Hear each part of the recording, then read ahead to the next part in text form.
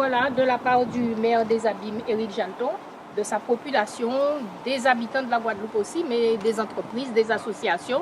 Nous avons collecté ces quelques denrées, ces quelques dons, et voilà, nous les offrons à la population de Saint-Martin en toute solidarité.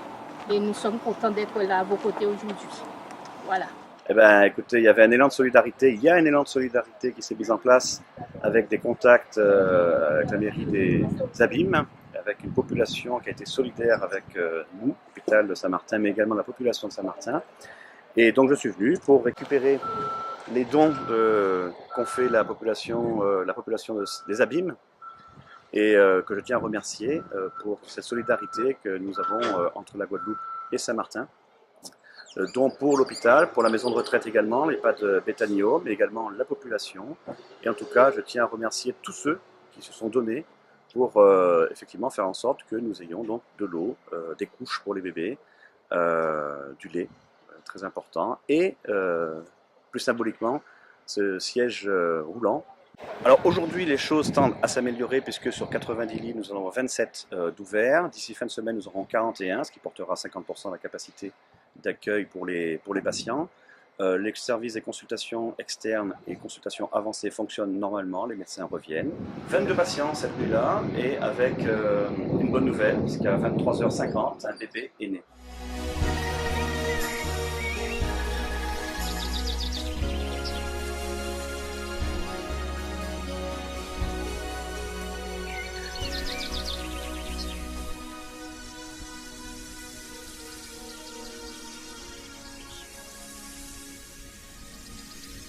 Eh bien, je remercie la ville des Abîmes pour sa solidarité envers nos personnes âgées et j'accueille avec un grand plaisir, avec beaucoup de bonheur, la délégation, les représentants de la municipalité des Abîmes pour leur geste de solidarité alimentaire exprimé pour les résidents de l'EHPAD Bétanio ainsi que les produits d'entretien.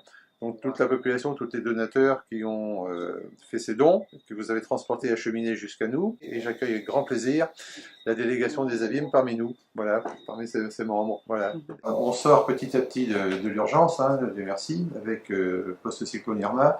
La situation en eau, on est content d'avoir eu de l'eau du robinet. On a encore des coupures d'eau, hein, de temps en temps, qui nous gênent, qui nous embêtent, mais ça, il va falloir être patient avant le retour normal de l'eau potable en flux comme c'était habituellement, parce que le réseau était très dégradé par le cyclone Irma. La production, ça va, mais c'est très cassé dans le système de distribution.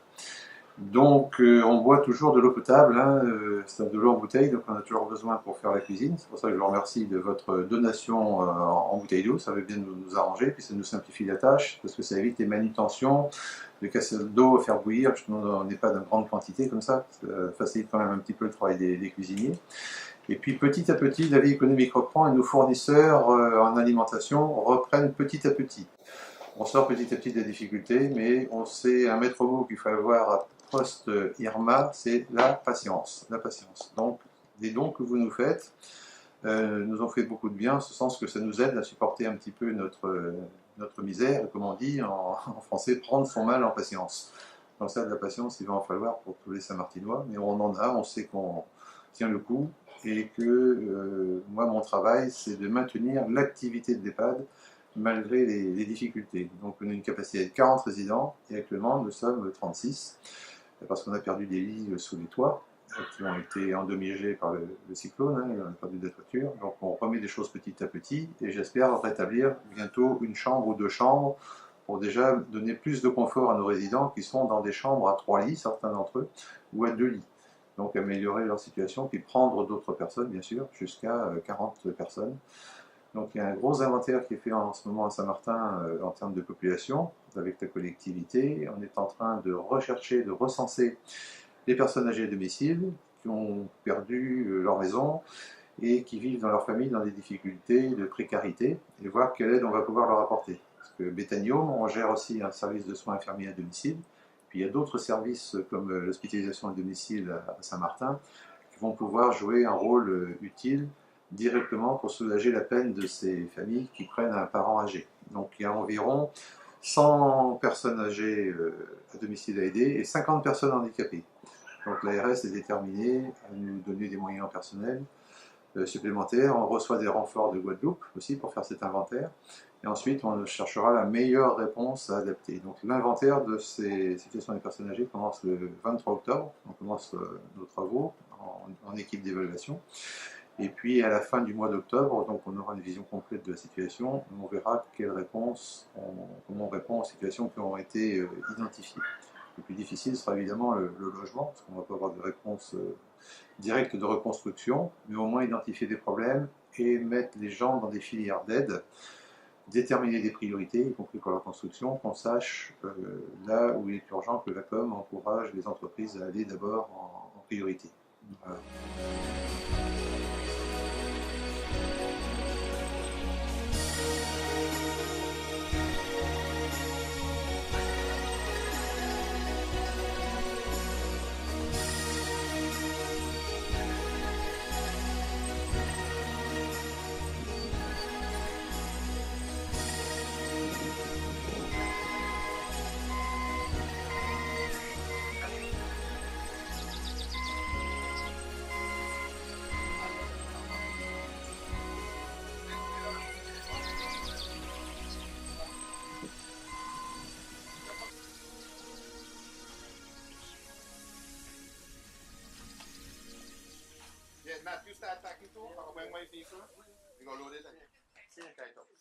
Donc, on aide les personnes en grande difficulté, les femmes victimes de violences, on les accueille, on les héberge aussi. Pour d'autres usagers, si on n'a pas les moyens, on les réoriente vers notre association ou notre centre. J'ai un grand merci à dire. Merci beaucoup pour les personnes qui viennent de Paris, de Guadeloupe. Merci pour votre solidarité. Merci de nous accompagner pour le moment. On avance, on garde la foi, on est courageux, donc on avance petit à petit.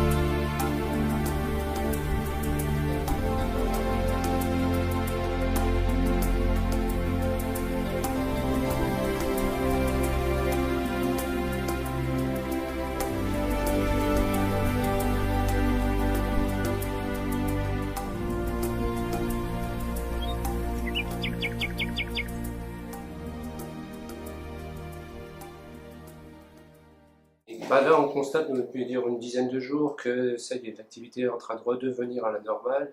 Le flux qu'on a eu en post-Irma immédiat, c'est un peu tari. On garde une activité 15-20% au-delà de ce qu'on fait habituellement. Et voilà, les services se remettent en place, la chirurgie reprend un fonctionnement correct, le service des urgences refonctionne également quasiment à un état antérieur, donc bon, ça reprend forme. Il reste encore des éléments à peaufiner, on va dire. On n'a pas le lit du HED, on n'a pas le lit du SC, on n'a pas tous les lits d'hospitalisation encore disponibles, mais on repart sur quelque chose qui commence à ressembler à un fonctionnement normal. On a encore, et heureusement d'ailleurs, avec les renforts ECRUS qui sont là depuis 3 jours après Irma, ils sont avec nous jusqu'à fin novembre, ils sont actifs jusqu'à fin novembre parce qu'effectivement on a encore besoin de personnel, tout simplement parce qu'il y a eu des gens de l'hôpital qui sont partis liés à un état de stress, il y a un état de fatigue, parce que également on met en place un roulement pour laisser souffler les équipes, donc on travaille, on va dire pareil à 70% des effectifs habituels, et effectivement heureusement que les gens des ECRUS sont sur place pour nous aider au quotidien dans cette mission. On savait ce qu'elle allait nous tomber dessus, donc on avait bien anticipé avec la direction, avec les équipes soignantes, donc on n'a pas été surpris, on savait comment gérer les patients, on a pris les patients dans les chambres, on s'est regroupé au niveau du bloc opératoire, ce qui est quand même le lieu sécurisé de l'hôpital, et donc les gens sont restés sur place pendant 48 heures à ce niveau-là, et puis on a géré le quotidien par rapport à ça, effectivement. Ça c'est bien organisé. Je pense que par rapport à d'autres, on n'a pas été pas si mal lotis que ça. En vrai, il y a toujours eu une vision positive, on va dire, mais voilà, les jours qui passent nous confortent dans cette vision. Il y a un esprit de solidarité de la population saint-martinoise et puis même au niveau de l'hôpital, on va dire de toute la population soignante, qui fait que voilà, on voit le bout du tunnel. Il y a encore énormément de travail à faire, mais on est dans cette optique des dynamiques tout à fait positives, effectivement. Je suis Madame Brian Amick, au nom du Club Sœurs Optimistes, au nom du CESAD et au nom de ma petite église méthodiste. Je vous remercie énormément parce que je sais que ces dons seront bien distribués aux différentes familles nécessiteuses. Vu tout ce qu'on a reçu, qu'on distribue, je pense que petit à petit, les choses vont se mettre en place. Hein. Il faut donner le temps. Par exemple, je sais, par exemple, pour les rapports d'expertise et tout ça, ça prend du temps. Les experts n'arrivent pas de la Guadeloupe comme on aurait souhaité, mais on pense que ça ira.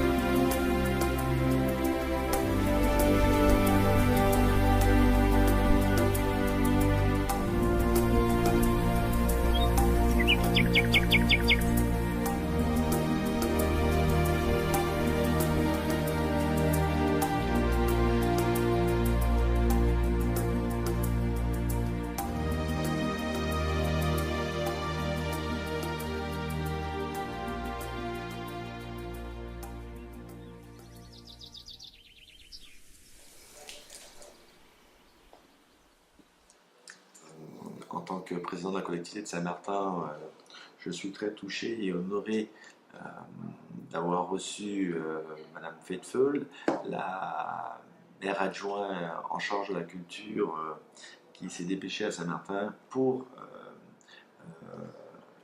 servir les dons qui ont été faits généreusement par votre ville, Monsieur le maire. En tous les cas, je tiens à vous remercier en mon nom et celui de toute ma population pour ce geste de générosité qui s'est traduit de façon effective, encore une fois, à la personne de votre maire adjoint, Madame Faithfull. Faithfull d'ailleurs, qui est un nom bien typique de chez nous, donc quelque part un petit peu de chez nous, mais comme elle me l'a dit, elle a exercé sur le territoire dans ses fonctions, dans ses anciennes fonctions, c'est bien ça, dans l'éducation nationale, et donc Saint-Martin est quand même pas un terrain inconnu et bien connu de sa part. En tous les cas, c'est avec beaucoup d'émotion que nous nous sommes rencontrés ce matin pour reparler un peu de ce qui s'est passé et puis pour voir où en est Saint-Martin aujourd'hui. Les choses avancent, peut-être pas aussi vite que moi je le voudrais, que la population le voudrait, mais les choses avancent. On va attaquer la période de reconstruction. Cette période de reconstruction va être phasée sur 2 étapes. La première, l'établissement des règles du plan de prévention des risques, qui sera discuté avec les services de la collectivité, qui est compétent d'ailleurs dans ce domaine, mais tout de suite après, les critères de solidité, les critères de matériaux nécessaires à cette reconstruction. La difficulté que nous avons aujourd'hui dans ce domaine, c'est celui des sinistrés non assurés. Non assurés, donc des gens qui sont sans toit, des gens qui sont carrément sans rien du tout, et qu'il va falloir reloger. Qu'il va falloir remettre dans des habitations temporaires, mais qu'il va falloir surtout aider à reprendre le cours normal de la vie. Ce cours normal, c'est les remettre dans des conditions à peu près identiques, en tous les cas identiques dans le lieu, mais fortifiées dans la construction. Donc, bien évidemment, les demandes en matériaux de tout genre pour la construction sont peut-être maintenant les nouvelles demandes en matière de dons.